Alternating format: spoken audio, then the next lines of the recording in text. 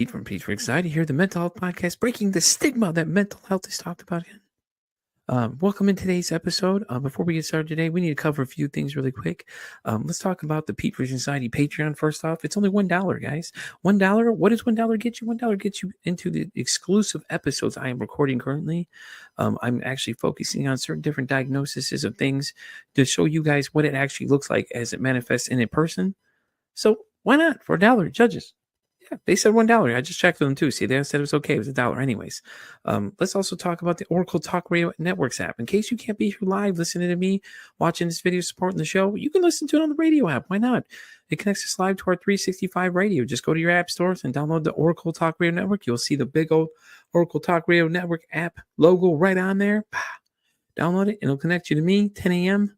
Central Standard Time, 3 p.m. Central Standard Time, to Pete for Anxiety when I'm live doing my thing right here, informing the world and raising mental health awareness. So where are you going to be? 10 a.m. Of course. Come on. We just talked about this. Pay attention for once. Damn. Do y'all know how to listen? And as always, guys, like, follow, and share the YouTube channel. If you guys like what you're seeing, leave some comments, man. We want to know. I want to know if you like what on. You want to be on the show? Let me know. Hit me up at PeteVersusAnxietyPod@gmail.com. And as always, guys, enjoy the show. And by the way, did I mention to like, share, and subscribe to the YouTube channel as well? Yeah, okay. I just want to make sure because some of y'all are hard of hearing in the back, may have to yell loud or get a megaphone or something. But, anyways, let's get today's show started. Y'all have a great one. Enjoy. Hey guys, it's Monday. It's 10 a.m. You know what time it is? It's time for Pete vs. Anxiety, the mental health podcast, breaking the stigma that mental health is talking about. Merry Christmas to everybody, because we are only one day away from Christmas Eve tomorrow. My guest today is actually here to share someone else's story, which is very okay with me. I don't mind at all. David here is actually here to share a story about his son, actually. So, David, say hi to everybody. Hey, welcome everyone. Great to see or hear you, or happy holidays and all that. David's like, wherever you're coming in from, hello, everyone. Welcome. Hi. Yeah. Hello, world. So, David, if you want to go ahead and tell the people a little bit about yourself and tell them a little about your son, and we can just get right into it. Yeah. No, it's a great story. It takes there's a little bit of a background there, but I'm a father of 19-year-old twin boys, as we were mentioning just before the show. So, that in and of itself has been kind of an adventure, but one of my sons was diagnosed on the autism spectrum just before his 3rd birthday. And for his entire life, he's been basically non-speaking. The term or nonverbal is kind of more common, but they prefer non-speaking because, as it turns out, language is there, but it's really kind of locked in the brain. And we only relatively recently discovered this. So he went through the majority of his life really unable to communicate in a reliable fashion. We had tried a lot of the apps that had been developed, for the iPad to try to help, and he was unable to use those. He had some limited speech, but this put him into, of course, a special ed, intensive ed program in the schools, and he was giving standardized tests, which were really difficult for him. So it really limited his access to education. But we didn't know, we knew that he was locked in there, but it's really hard to figure out what was going on because he couldn't communicate. And that led to a lot of stereotypes and assumptions that proved to be way off base. So fast forward to September of 2022, a friend of mine called me and said, "Hey, I know another family that has a son that's a lot like your son. It seems like I've been following them also, non-speaking. And they discovered this methodology that's allowed him to communicate. And I thought you might be interested in it." I'm like, okay. And she said, yeah, the dad wrote a book about it. It's called Underestimated. The author is J.B. Hanley. And as it turned out, I'd actually bought the book a few months earlier, but just hadn't read it yet.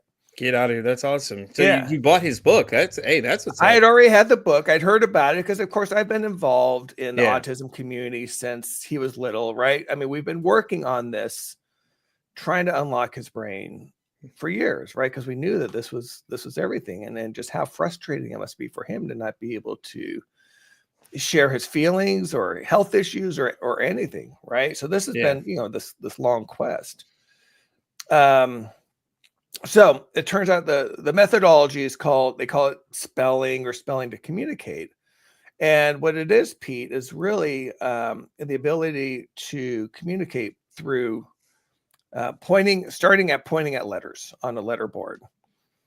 And then it graduates into typing, and then gradually into independent communication on their own. And he had years and years of speech therapy, all types of different therapy that try to help. I had signed up, so I had a chance to talk to the author because my friend happened to be friends with him. Arranged a phone call, and he told me, he's like, dude, you've got to try this.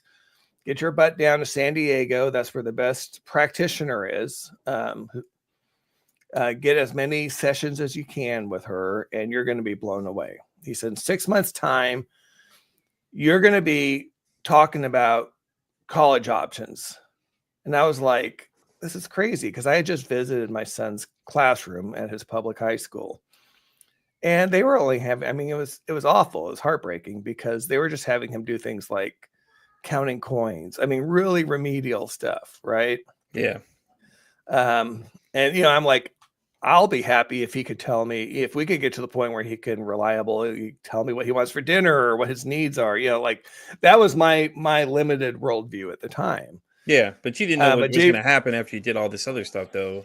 Well, and here's the thing, Pete, and I think parents, especially those who are in the similar boat, who've have non-speaking children or have various types of challenges, you get your hopes up, right? Because you hear all these other stories of this will work, or like the biomedical therapies, and there's I mean, you try everything. And when you try everything and nothing has worked, it's really hard to kind of maintain that hope, right? And that's one of the messages, though, I want to communicate. And it's one of the reasons I really appreciate you having me, is that you have to maintain that hope. You have to really, you have to keep trying, right, to unlock the potential. And so we went down there. We went to San Diego. I told him about it, and within 10 minutes, Pete, I mean, I knew that this was it. He sat down with a practitioner, so I get to sit in the back of the room. He's sitting there. I actually have a prop. Yeah. That's so cool, though. After 10 minutes, so this is what it starts with. Oh, so okay. you can see, right? You can see the letterboard kind of. Okay. There. That's pretty cool. And so it started with a lesson. She just did a lesson about Benjamin Franklin, and she would pause every so often to say, okay, can you spell, like Benjamin? And then he would slowly spell out the words. And then she would ask questions related to the lesson, and he would, like, what did he discover? Or, things like that from this lesson. And he would answer. And I'm sitting here again, like just kind of blown away watching from behind, because this is all new. Right, to have this level of even this level of communication. But the real mind-blowing moment even this first session, like I said, within the first hour, she said, can you tell me who we were fighting in the Revolutionary War? And I'm sitting here going, wait a minute, this wasn't in the lesson that she was reading. This had nothing to do with the lesson. She just asked this question. Yeah. And he spells out the British. What? Get out of here. That's and awesome.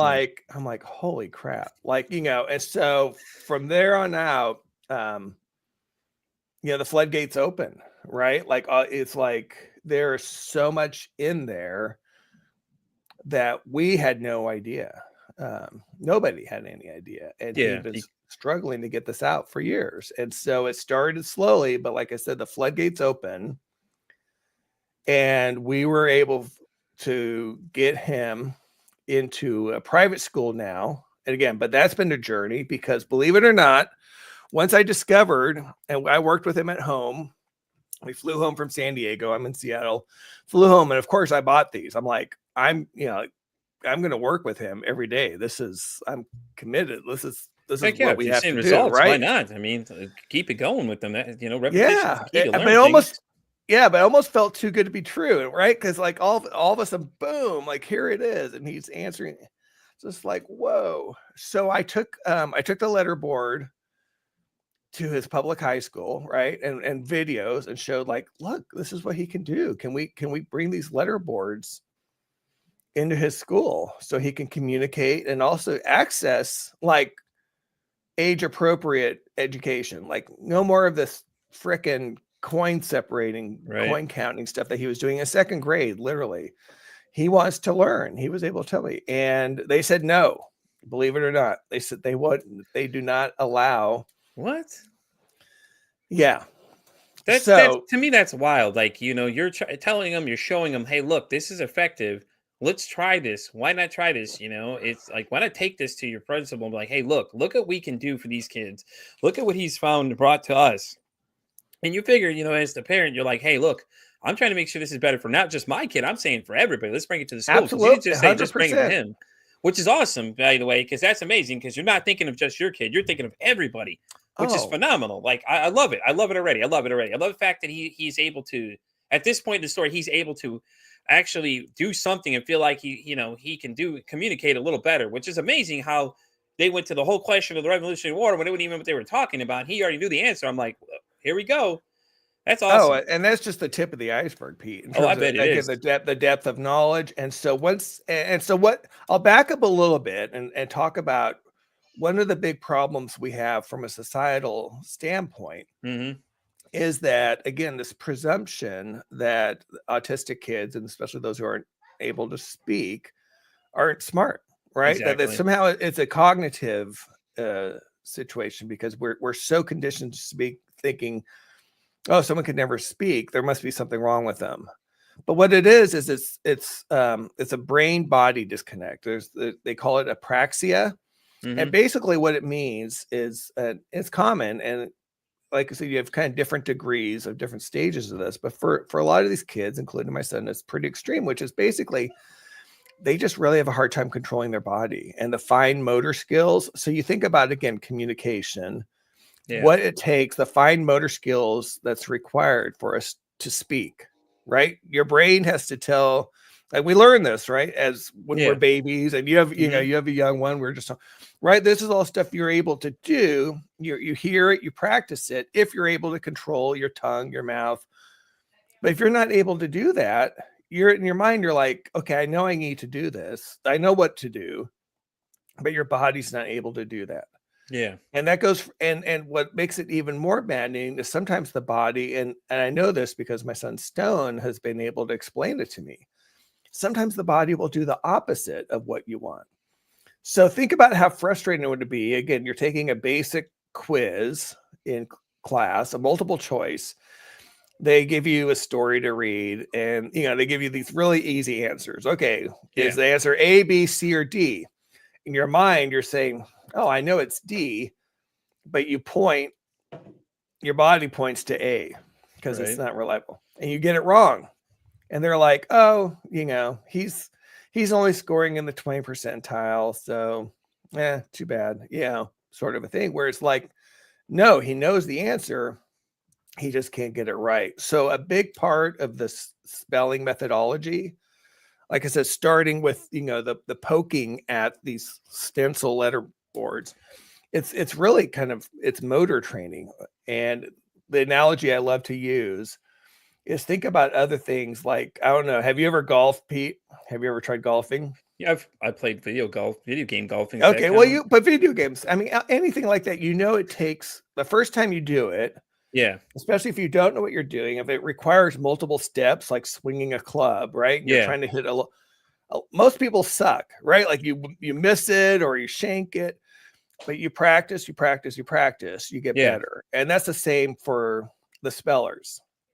Is they practice the motor, and then they get more accurate, and that's why they're able to progress from the stencils onto like a laminate board, and like I said, eventually a keyboard, which is what my son uses now. And actually, a lot of his is now on an iPad. He's able to use. Now we're able to progress to stage because he's able to control his body. He knows how to control the typing so that he can type on an iPad.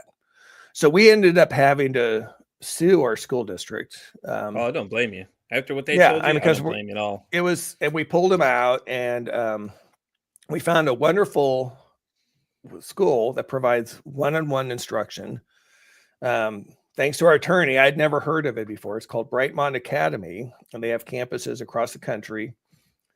And we went in there, and because we were looking for options, because I'm like, all of a sudden I have my son at home. He's supposed to be junior. I'm like, I know how smart he is now. I want to get him educated. I'm like, oh my God, there's so much to catch up on. What's the best option? Yeah. And I wanted him to be involved in it too. Like, this is his life. All his life he's had to go through basically having others make decisions for him, right? Yeah. Because and so this was really the first step for him to be involved in planning his life. And he's like, no, I think this would be a great fit for me. And they were open to, I'm like, the first key questions is like, hey, can we use letterboards in class? And at first they weren't really sure. I had to go in. Stone and I went in and met with the director because he had never heard of it before. Yeah. And so we sat down, and Stone was able to spell. He's like, hi, Tony. It's nice to meet you. And Tony was great. And he asked him questions, and he was able to kind of see his brilliance in person. Like, he was able to ask him some basic math questions, and Stone's answering them. And Tony, the director, was just like, oh my God, this is amazing. Yes, of course. We'd love to have you. So we were able to get him in there, and that's where he's going to school now. And he's That's taking awesome. high school level again. Now, remember, he never had formal education, so to speak. I mean, he was always in these intensive ed programs with IEPs that had very basic metrics. So he wasn't exposed to pre-algebra or even, anything, English, history. He didn't have access to these classes, as unfortunately most kids don't. But he's been thriving. So he's now taking environmental science. He blasted through algebra. He Blessed through algebra, huh? Well, hey, listen, he wants to do some algebra for me. I'm thinking about going back to school. I'll send it his way. Listen, buddy, I need no Right. help with this. Oh yeah, he'll do it. They started him with pre-algebra because again, they didn't know. Like, we had to figure out what's the base. He had no problem with that. Got through algebra. Now he's just wrapping up geometry. He's almost through with his first year of geometry. And how's he doing in geometry? Is he flying through that too? He's doing well. It was a challenge at first because as you know, it's so different, right? I hated geometry, David. I couldn't tell you. I disliked it with all the passion. Like, ugh. Oh, it was hard. It doesn't. I think you either have a brain for it or you don't. Yeah, right? That's why I look at it. Either it's your thing or it's not your thing. And the same thing with any of the sciences, like environmental, biology, all these other things. If it's not your cup of tea, man, you're not going to be as invested as you would be, say, something else you're really interested in.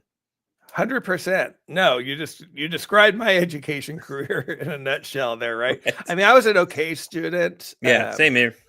But the ones that I was passionate about, really interested in, of course, I blew out of the water. And then, like you said, the other ones I struggled, and because it just didn't hold my interest. No, I can hear you on that one. Yeah. So he's now, like I said, taking those courses. English. He just started world history. So he's basically earning his credits. That's awesome, to get his degree, because he wants to get his diploma and go to college. And his goal is, he said that one of the first things he said when he was able to control himself, we call it open spelling or open communication. But one of the first questions I asked him, I'm like, what's your dream? What's your goal? What's your passion? He said, my passion is learning.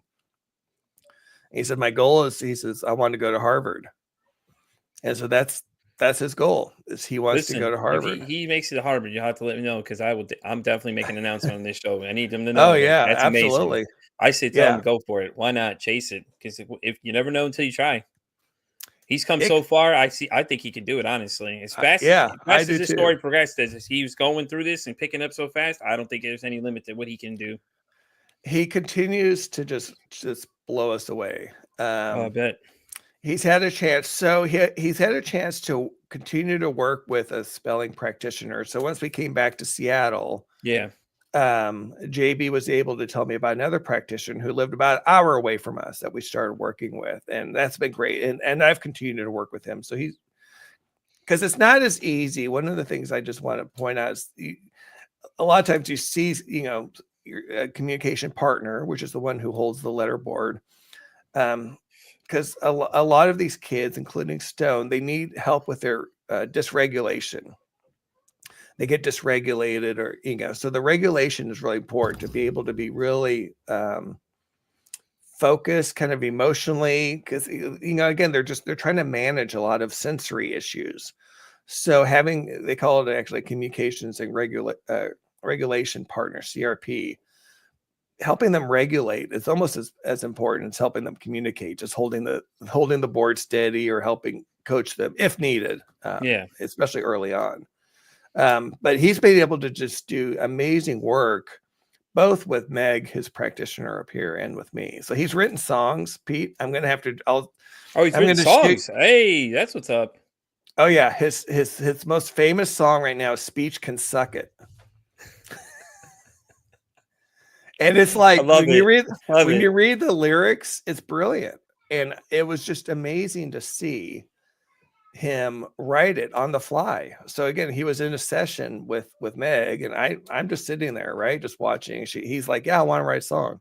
She's like, all right, go ahead. And he just writes it just off the top of his head. And he's done that with poems, stories. It's funny you say poems, because I had a friend on here. He wrote a book of poems. Funny you say music. I've had a few artists on here actually, and it's funny you say author as well, because I've had several authors on here, including Melissa Kim Corder. She was the one that does like shadow working and stuff like that. And I've had a couple other notable ones, and I have another Amazon 2-time bestseller that's coming on. Oh, wow. They're coming on sometime, and I think she's in June, I believe. But I'll let you know when I know what date is exactly for her, because I know she signed up for it, and she'd reach out to me. I was like, "Whoa!" So that's awesome, though. The song thing wise, what kind of music does he like, though? He likes rock music. Okay, I had a guy from a band called Live and Stone that I met on TikTok named Brian, came on here. Oh wow! And stuff like that too. And I'm thinking like, hey, listen, maybe I'll take the song and see what he thinks. Maybe you can turn it into a song for him. That'd be awesome. Absolutely, that would be awesome. I'll see what he says. I'll have to reach out to him and see what he thinks about it, because maybe he'd do it. Because like I said, they're really cool guys. I've had several different musicians on here, all real cool people. I still talk to all of them, honestly. I still communicate with them at some point. So it's really cool. A lot of people I connect with on here, I stay connected with. So and obviously I'll stay connected with you, because I just want to hear what he's doing. I want to be on here cheering for Harvard when he gets it. That's all I want to say. I want to give him a shout out, like, hey man, he made Harvard. We're gonna start. I don't know if they're gonna hear me. The mic would distort when I start screaming out loud. I'll be so excited for him, because that'll be amazing. For him to achieve his goals is even better. Oh, it's just it really is amazing to see the progress, and like I said, it just keeps getting better. Frankly, I still feel like we're just at the tip of the iceberg in terms of his potential and capabilities. Definitely. We're getting there, and it's not all without challenges. It's still I won't say challenges. I think one of the things that a lot of parents, such as I, had to reckon with, and it is what it is. It's just kind of knowing that your child was trapped in their brain, like just knowing that they had to go through that for so long. Because again, think about us talking, Pete. Can you imagine if someone put tape over your mouth and try to go a day without talking? Right. Yeah. How frustrating. How hard would that be for you? Yeah, exactly. Because you're trying to communicate with somebody. If somebody doesn't know how to understand nonverbal messages, then it's like, ugh. Yeah, it can be frustrating, because people are like, really frustrating. What's wrong? Huh? Yeah. If you're guessing, it's just something that the majority of us take for granted, obviously. Exactly. Because, I agree. I agree. But he's been great in terms of saying, like, don't feel guilt. I mean, we've done everything we could, obviously, and the future is bright, and we're focusing on that. But that's just one of those things. And like hearing things like, again, like, so his twin brothers, equally smart. He was counting to 100 and watching the Weather Channel, and he was 3, and had memorized all the highways in the state when he was 4. Really brilliant kid. And so his twin brother was always in the advanced classes. He went through AP in high school, was in the STEM program.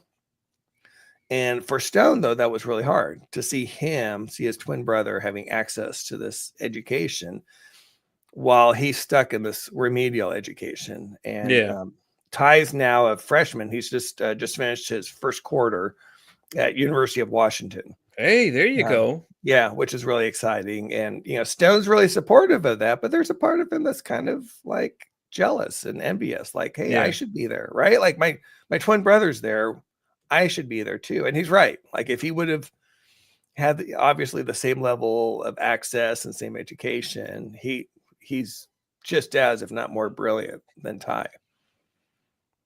So Yeah. that's just one of the things. And His time will come, though. We tell him, like, look, exactly, Stone. your Stone, days, listen. yeah, Stone's days is gonna come. Stone, listen, man. You're never too old to go to college, man. You still got plenty of time, brother. Okay, don't worry. I'm telling you right now, and your dad would probably tell you the same thing, man. You never told doing anything new, man. So don't let it stop you, man. You get there. You'll That's get there one day. I know you will. that's exactly what we tell him, and I think it's one of those things that you kind of intellectually understand that, but it's still hard, right? Like Yeah, no, especially I again get with that completely. siblings and stuff. But I told him, I said, look, I mean, obviously he's a incredibly unique person with a unique story, kind of living this unique life, and his education is going to reflect that, the timeline, Yeah. and The mere fact whatever he can comes remember after all that. the highways in your state at 3 is really nothing short of that doesn't amaze me because I've met some kids with autism. One kid, he knew every capital of the world. You could point at a country, he knew exactly what the capital city was there. And it blew my mind because I was like, whoa, hold up, let's try this. Because I was having fun. He was loving it too. He was just telling me all about it. I was like, it So was blowing my how mind. did you quiz him on that? Like, I'm curious, I how just did you spun do? okay, so I had a globe, okay? I spun it, Yeah. I pointed my finger, stopped, and I read the country off to him, and he instantly just told me the country thing, and I was just like, "What?" Like, just I picked the most random ones too, like, I just spun it, and I tried to go for the most oddball country possible that, nobody would know it, and he was Yeah, just right. like he just spouted out. I'm like, I'm just getting blown away. I'm like, he was an amazing young man. He was brilliant. Like, and just if you go That's based on how phenomenal. society perceives people, they would never even thought. They would have thought that he was slow or whatever else. Or these other things they make it seem like people that are with any kind of handicap or less than a normal person. This kid is probably smarter than half the people in the room with him. Honestly, probably all of them. Absolutely. For him Oh, to remember absolutely. all of that, I was just like, dude, this is crazy. And I was like, hey, and when I approached him, I said, hey, can I quiz you real quick? I just want to see something. So I spun the globe and I said, Pat, hit the button, stop, hit the country, and I called it out to him. I said, "What's the cap?" And I'm looking at it, watching him, and he just starts calling it out. And I'm just like this is just blowing my mind because I'm like, this is crazy. He remembers all these on this globe. Like I'm like, there's so many countries out there, and he has the ability to remember all this. This is amazing. It is amazing, and it's again one of the things that I've learned is their brains are just different. Yeah, they make a lot They're- of us look remedial, honestly, man. Which is like it's awesome though that a lot of them have the mental capability to remember like things like that. It's amazing. Like they're blowing people away. I don't think people realize how much more they're going to do in the future than people realize. Like I think everybody that looks down on them, they're going to be made look stupid basically because these guys are smarter than a lot of y'all. They have more knowledge than a lot of us, and they have way more capabilities than a lot of people realize they do. And I think that's a big problem is that we need to stop judging people by looks and based what we see the appearance of, because you can't judge a book by its cover, like they said, because you can look at a book cover and say, oh, I don't like it, but did you look at it, really read it, or read the story or the synopsis of what it is a little bit, get an idea of what you're about to get into? No, you just basically looked at it, said, okay, well, I like the cover, so it's got to go now. I don't like it. And it's so wrong. I don't agree with that kind of thought process. I honestly don't. No, and I'm glad, and I'm glad that you're sharing that message because it is important for all of us to take that into account. It's so Yeah. easy. Again, Stone has told stories. Because he's been aware. People didn't think he was smart enough that to know what they were saying. Like they would talk over him and not Yeah. talk to him. Or he's told stories of even teachers he's heard talking about him in a derogatory way, right? Again, just the assumptions that were made, Yeah. just because again, really he can't control his body. And you're seeing this across the board, and that's the message. One of the great outcomes of this is again being able to join and be part of a larger community across the country, of non-speaking non-speakers are those who are now able to communicate, and their parents. and being able to share stories, share resources. Like when we were going through our initial lawsuit, there were other parents who've obviously been in the same position. This is happening, unfortunately, across the country, where people are trying to get accommodations for their child that they're legally entitled to. I mean, this Yeah, is a legal issue. This is a fundamental human right to be able to communicate. And we have laws to protect that. But a lot of the school districts don't count on parents pushing them far enough to the point of taking legal action, right? Because exactly. it's a lot of work, and it takes money. Like you have to be able to afford. You have to first of all kind of know about it. You have to say, okay, I understand this is the law. This is my child's right, and then you have to be able to navigate the legal process, and then either hire an advocate or an attorney. Yeah, There's a lot. It's a lot to go through, but it's worth it. I mean, I can't imagine not doing it. I mean, how could you deny a child that kind of right? exactly. Why deny them the education they deserve? And I think a lot of these schools, like you said, need to open their minds up to how life is. You brought this process to your school, and they're like, "No." I'm like, "You didn't even look at it. You didn't even go ask anybody. You just said, 'Oh no, we're not interested.'" Even though it shows that he's making progress. Why not try this with other kids? It might help some. And stop teaching him second grade math and teach him something. Treat him like an actual person. And not like he's stupid, because he isn't. Clearly, isn't. He's way more brilliant than people realize. But like you said, he just couldn't communicate with anybody. But now we found the way to communicate, and now you don't like it because for whatever reason. Well, I don't know. And it's Well, like it has to. they can't believe it. Again, this gets Yeah, back to too. this. I'm sure they can, because me, when you started telling me that, you said after 10 minutes he's already started communicating and he wasn't able to before. I was just like, whoa, hold on, really? That's awesome. How does this happen? Right. I know, because and I remember it again at the time after that first session. His practitioner down San Diego, her name's Dawn Marie, or DM, but I remember just saying, this is just amazing. I probably had that dazed look in my eye or whatever. And I remember, I'll never forget that she said, yeah, this is paradigm changing stuff. Oh yeah, and it's And funny. that's exactly right. It's absolutely paradigm, because it just all of a sudden all these.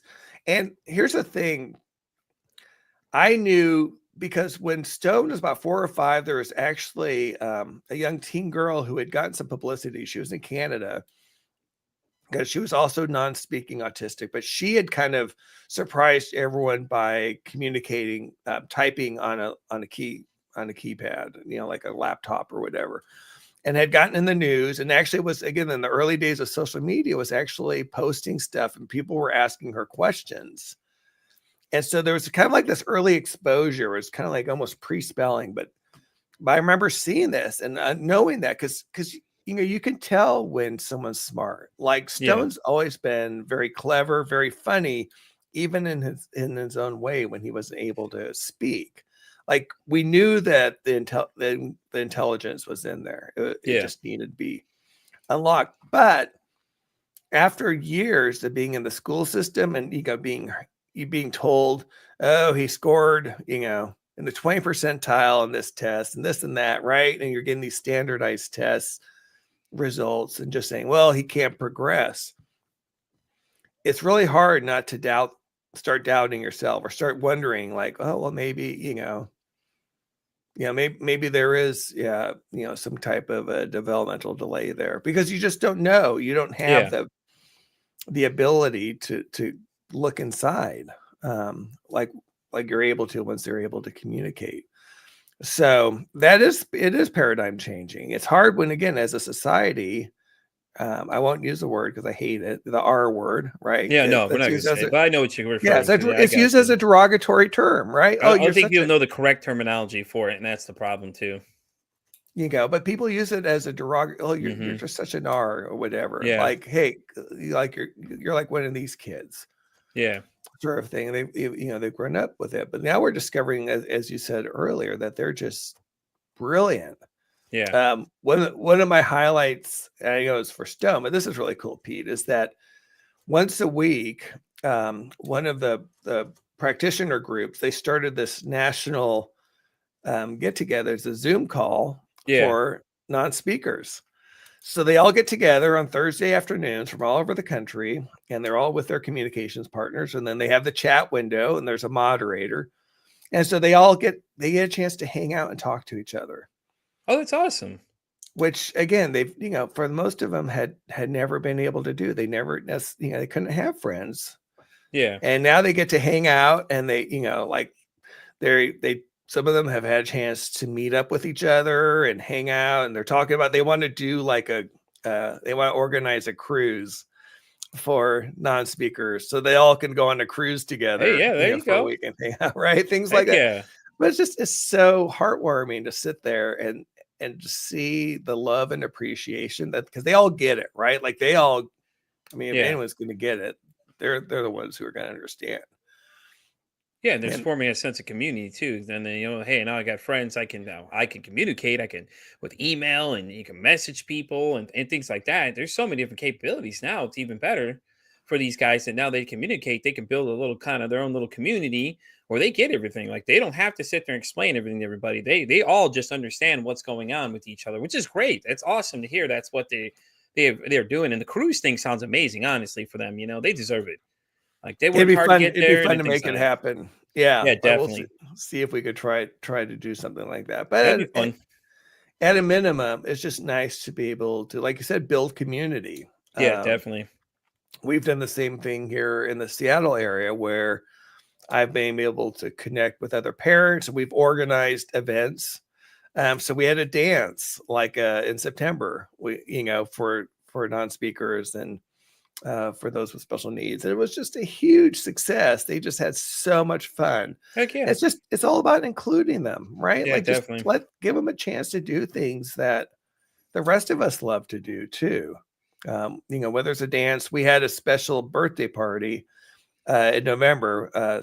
Stone shared a birthday with another friend of his who he was turning 15 on the 15th, and Stone turned 19 on the 19th, which was kind There of you fun. go. That's awesome.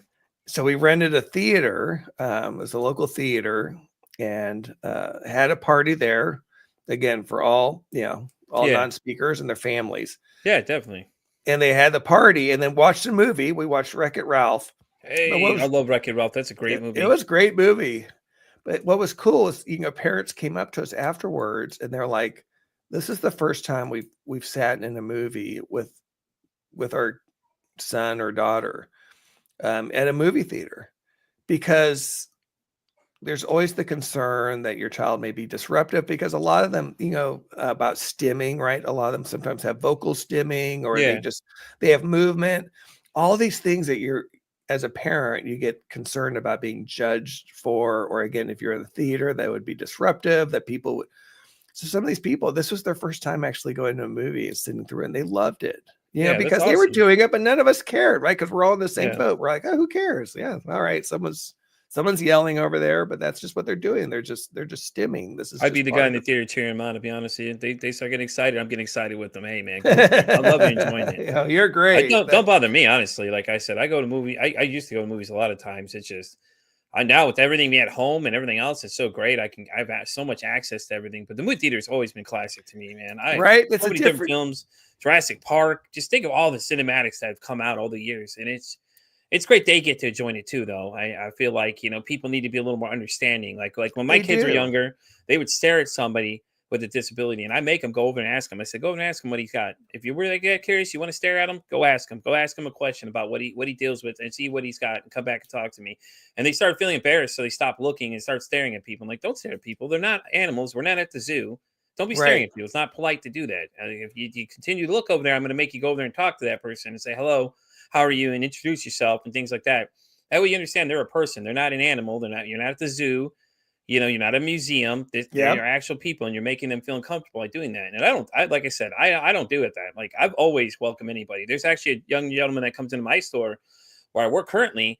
I'm not sure what exactly it is. I think he's autistic, but I'm not sure where he would fall on it exactly. But a great Uh-huh. kid though, loves baseball. So the local baseball team here, we have like an amateur team that's here. They basically invited him and his team to come help out the team and play with them, and he was so excited because they told him about what was going on. I guess his mom did the same thing. He was fighting for him and went over there to talk to somebody that was working with the local team here, and they invited all the guys to come over because he plays baseball. He's like, well, I play Yeah. baseball. He's invited me to games all the time, and I've yet to make it because I have such a busy schedule. And he understands, like, and I'm going to make it one of these times, but he loves it so much, and he comes out all the time, so excited to talk to me about baseball. And he was like, yeah. And his mom's like, yeah, I talked to somebody from the team in town, which is the Railroaders, and was like, yeah, I mentioned him about his team and everything, how they were excited to play baseball. And the guy that runs the organization, like I think the interactive with the guest interactions or whatever. I don't remember what he exactly. Yeah, like guest relations or something like that. Something like that. He was like, Yeah. he's like, hey, well, let's see if we can't link up and have the guys come help out, be like bad boys and do different stuff around the stadium, Oh, help them out and awesome. interact with the team. And it's awesome. I'm guessing they've done it so far. I'm not sure I've heard anything yet. I haven't seen her, so I'm waiting to get an update. But it's so cool to hear that these guys are willing to do that. And these guys, it means a lot to him. Like, you could tell he loves baseball. He's passionate about it. He always comes in talking to me about it. I like baseball too, which is great because I've been watching since I was a kid. Yeah, I grew up in likewise. Chicago. I could see, Frank Thomas and a lot of these other guys. Oh, wow. Yeah. A lot of these guys that are coming up, things like that. So I went to a lot of Cubs games as a kid, even though I'm a Sox fan. But my dad would get free tickets, and it's great because you go down to Wrigley Field and stuff like that. Oh, Comiskey, man, when nice. Comiskey was Comiskey, and now not whatever they're calling it now. Right. But I get to see all those ballparks and things like that.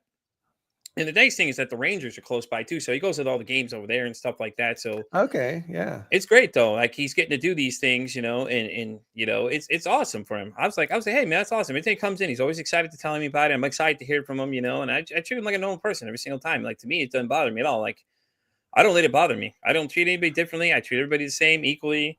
If somebody's rude to somebody, I will tell them to leave. I don't have a problem telling them to get out. Well, the thing is, we need more of that passion and joy really in our lives, right? I mean, it's just really pure, pure, unfiltered joy. I'm a big college football fan. I went to college at University of Oregon, so I'm a big Oregon Ducks fan. And I took Stone to his first. So I had taken his brother for years. And again, Stone has had a lot of sensory issues, particularly when he was younger. Oh, yeah, I could imagine. In one of those stadiums? Oh, no. So we were always kind of concerned about that. But finally, about three years ago, I'm like, I'm just going to try it. He needs to experience it because there's just nothing like a college football game. Oh, yeah, I agree. And he absolutely loved it. He's fallen in love. He's actually written a great story about that too. I'll have to share with you. Talking about his very first college. It's a crack up if he likes college football, you should tell him to try hockey too. Hockey's really great in person if you ever get a chance. I know you guys have the Seattle Kraken, I think, are in your city now. We do. Yep. He loves hockey. Yep. Oh, heck yeah. Ty played hockey. He played junior hockey. Actually, I play hockey. Really? Believe it or not. I started playing hockey as a grown-up. When I was 49, I did learn to play hockey, and now I'm on 2 hockey teams. Oh, that's awesome. It's my escape. It's kind of my you talk about like Pete versus anxiety. That's my mental health break. Yeah, is playing hockey because of the physical nature of it. Just being able to exercise, being out there. Yes. But the camaraderie, like I said, community and camaraderie, just hanging out in the locker room, having a beer afterwards, and just hanging out. Yeah, I agree. Not dealing with real life, I was a big bowler. Man, I'm bowling. I bowled the other day for the first time in a long time. Oh God, I missed that rush. I just loved it. It was great. Why aren't you do it more? I fell out for a little bit, and I just work got busy with me. I work a lot and things like that. But I'm going to try to do it. It's after I went again. I told my wife, like, now I got the bug. I got to get my ball again, get some shoes, all this stuff. I already started going online looking for stuff I need. I'm like, we're gonna start doing this. We're gonna go back and start doing it again because I'm like, I enjoy it so much. And it's funny because she's like, I've never. We need that. Well, I enjoy doing my podcast too. Like, I love this. Like, I get to meet people new week. I couldn't sit here and tell you a year ago that I would have sat down with as many musicians and authors and things like that I've got to meet and all this stuff so far to this point.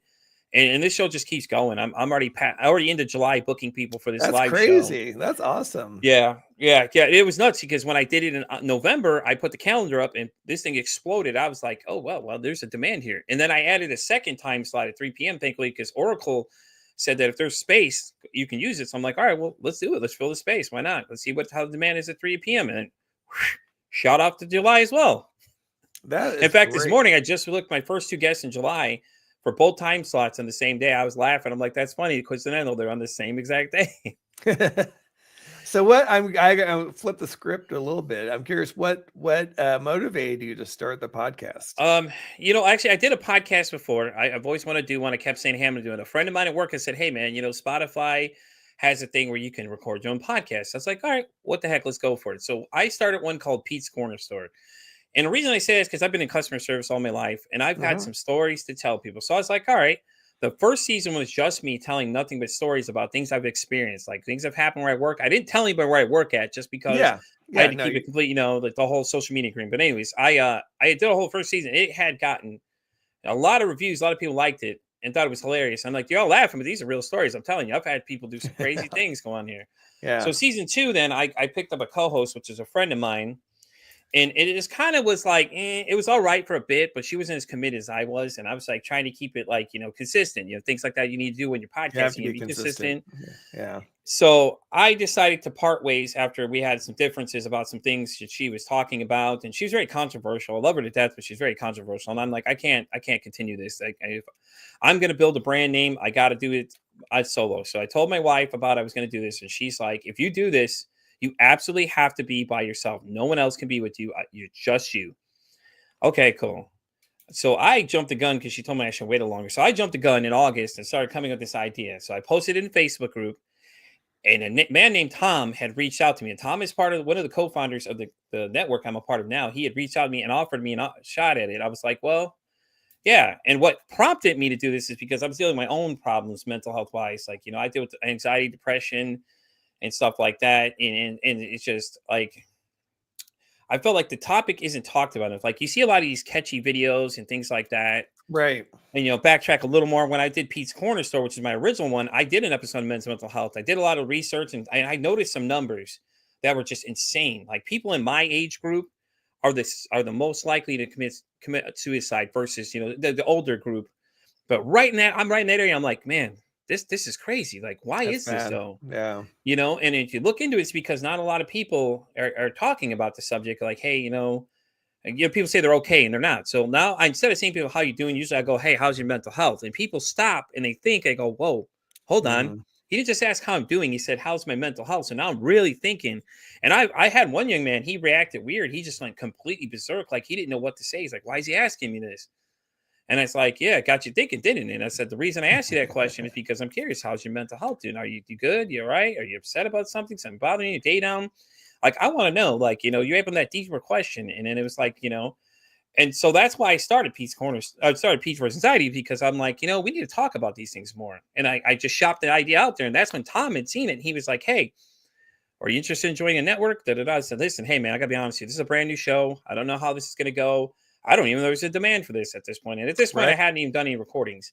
Little did I know what was going to happen next was that when I started putting the posts out there looking for guests, I shot to December within like a week and a half. At just one time slot. I was like, all right.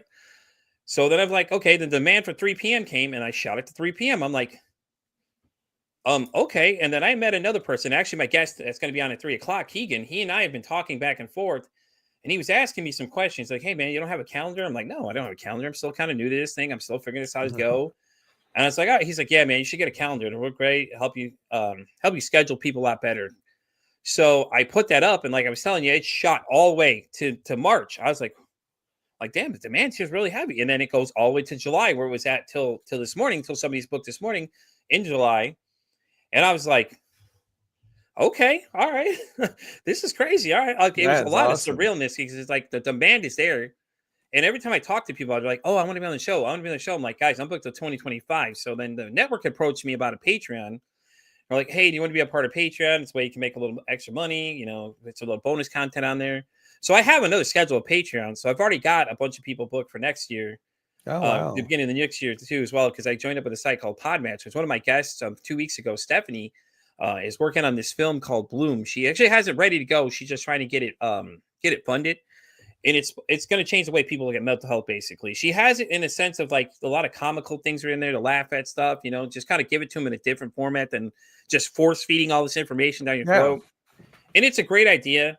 And Stephanie and I, we invited Stephanie to join our my nonprofit, which is Podcasters Prevention. They actually, the founder, Ricardo, actually is the one that was telling her it's going to help her try and get it funded, help her do fundraisers and things like that, and invited her to be a speaker to part of it too, because what we're trying to do is raise mental health. We're trying to raise $1 million basically to look at different initiatives for mental health and everything like that and stuff like that and things like that. And I can send you all the info and everything too. I'll email you the info. That'd be great. You can check it out and see what you think and everything like that. But yeah, man, I just think the topic isn't talked enough about.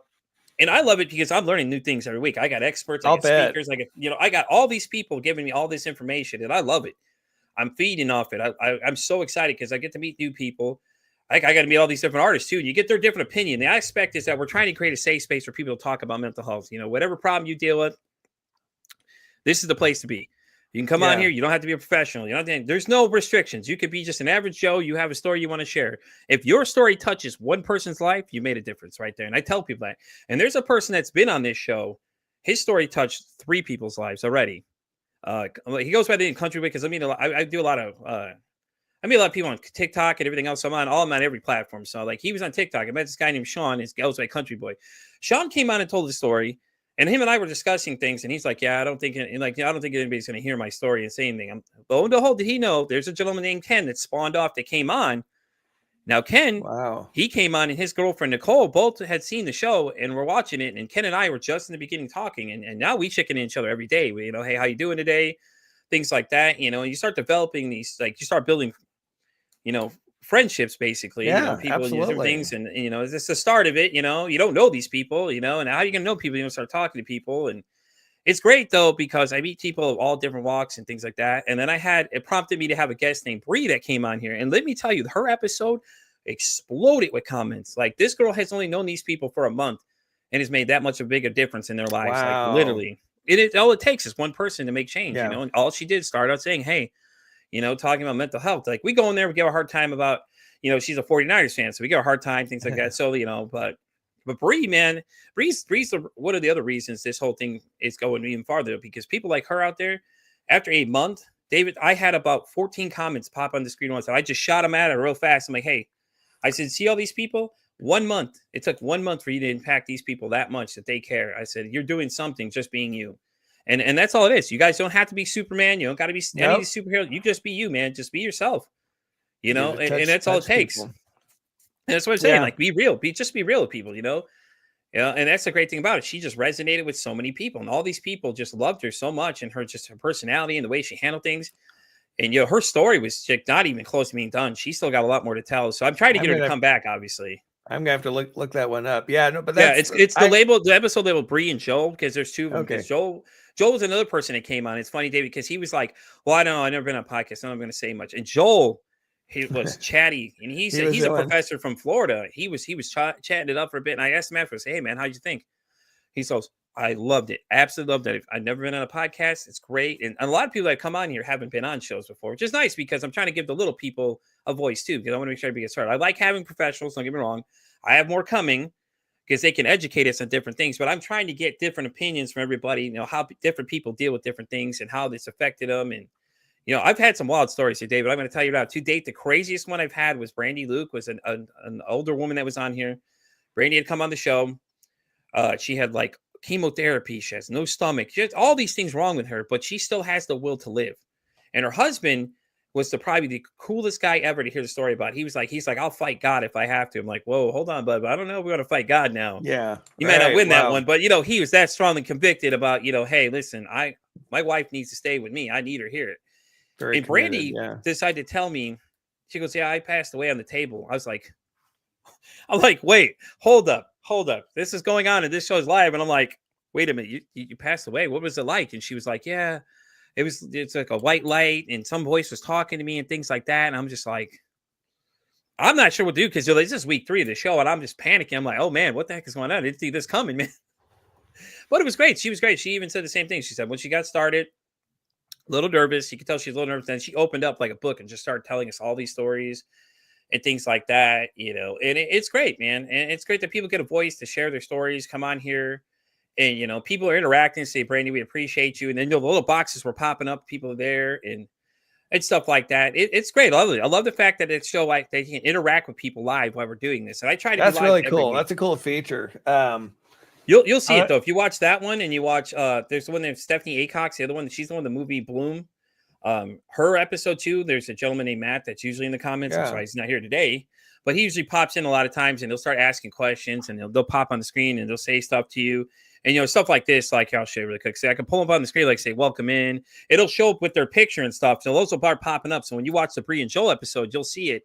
I start rapid firing them. I'm like, look, see all these names? These people are here because of you. They're not here because of me. They're here because of you. You're the one that changed their lives, not me.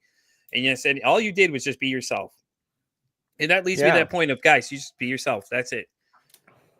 Yeah, no, it's interesting. Thanks for sharing. Because I don't know if I mentioned, I started my podcast in November.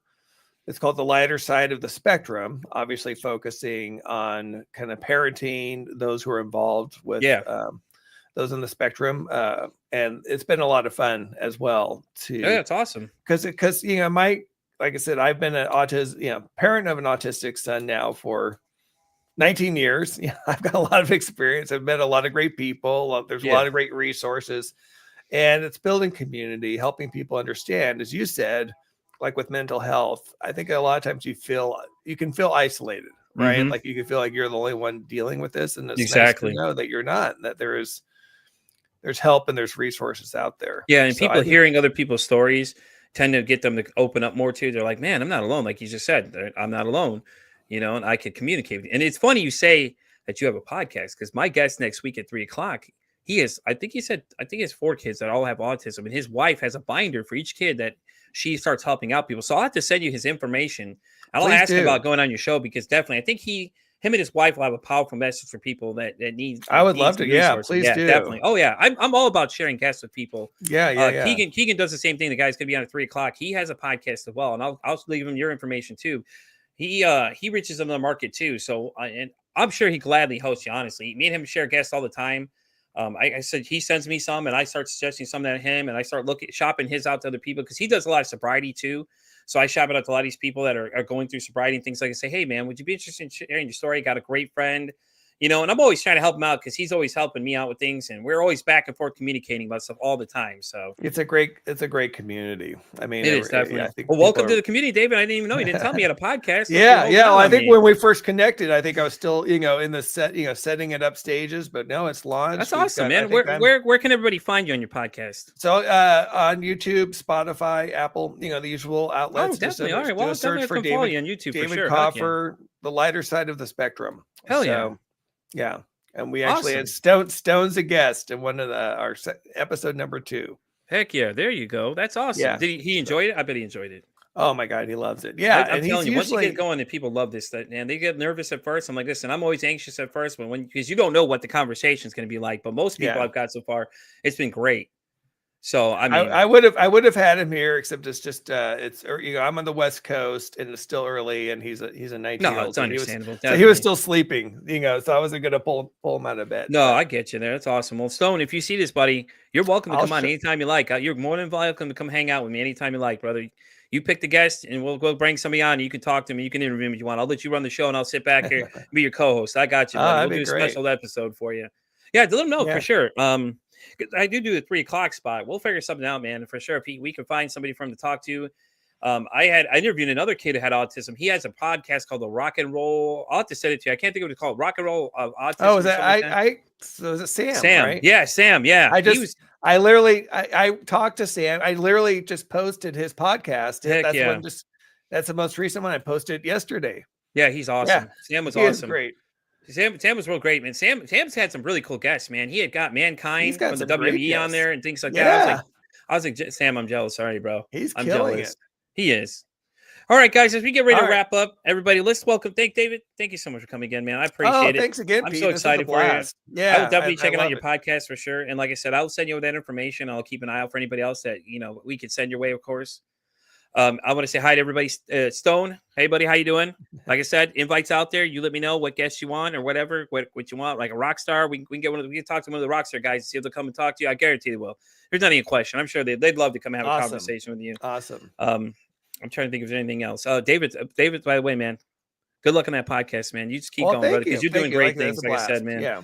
I will definitely link you up when my guest next week at 3:00 is actually named Mac. He his kids have autism and stuff like that, and he was teaching me a lot about the sensory tools they have for him, like the little chew toy things. And I was fascinated. Yeah. It's like, hey, can I ask you about these things? I just kept asking him, and he's like, yeah, my wife has a binder, 2 binders each for each kid. So we'll definitely get you linked up with him. She's got her shit together.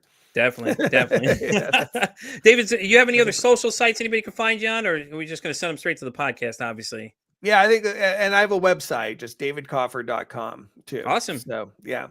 All right, guys. Well, that wraps up another exciting episode of Pete versus Anxiety here. David, again, thank you so much for coming. I appreciate it. Like I said, Stone. Pete. And what's your other son's name? Ty, you said? Ty. Yep. Ty. Ty. Buddy, yeah. How you doing? I know you didn't have a chance to see me, but hello. It's great to meet you. Your dad's doing fantastic things, buddy. And I want to hear about Harvard, man. You got this. You get it. You let me know. I'm going to shout it loud. 100%. Hell yeah. We'll shout it out loud on this show for you, brother. I got you, Ty.